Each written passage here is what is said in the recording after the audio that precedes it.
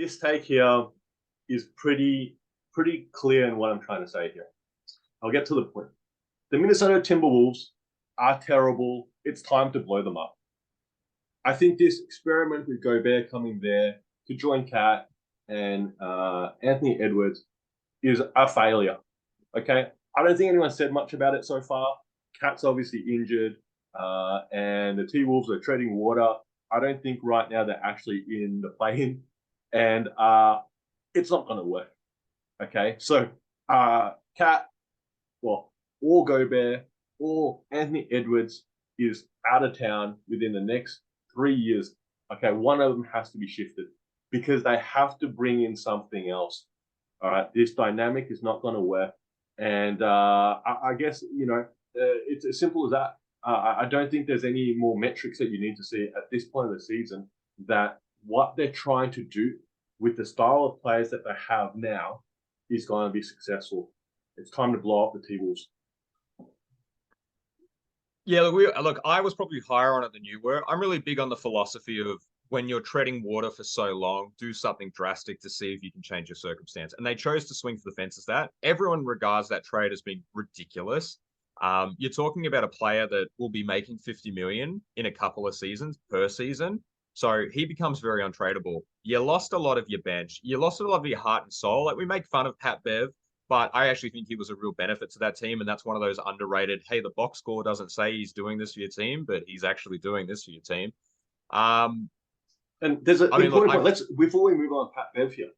Pat Bev was influential on the T-Wolves because it was such a young core. Okay, Pat Bev, no one's going to mistake Pat Bev as a superstar. He's gone to LA Lakers now, and his voice is lost there.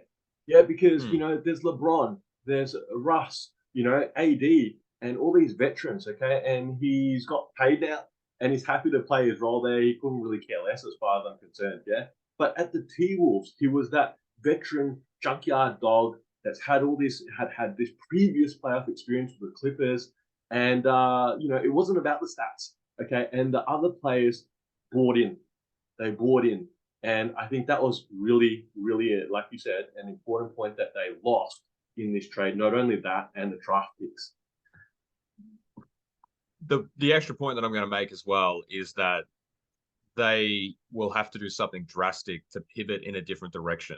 So you're saying they've got to blow it up. I actually don't know how they do that because anyone they get rid of, there is a consciousness that it's in Minnesota's better interest to get rid of that player to try something different. So they need to give up extra. And so they've lost draft capital. They've actually lost a good portion of their bench. So, it wouldn't be unfathomable to say that Timberwolves do a bundle of, D'Angelo Russell and Cat. They will have to bundle some superstars together for a haul back, but that haul back's not going to be equivalent value. If they trade Cat, it's going to be 75 cents on the dollar sort of thing, right? They're not going to get equivalent value. They can't at this point because everyone will happily let Minnesota just stay put. Who's a player in Minnesota, excluding Anthony Edwards, that you were like, please give me I will make that work with that player. Please give me a shot. I think it's funny, we're thinking hypothetically, how could you blow this team up and make it better? And obviously I mentioned Cat obviously is a trade asset. There would be many teams out there that would look to see how they could acquire him if he became available.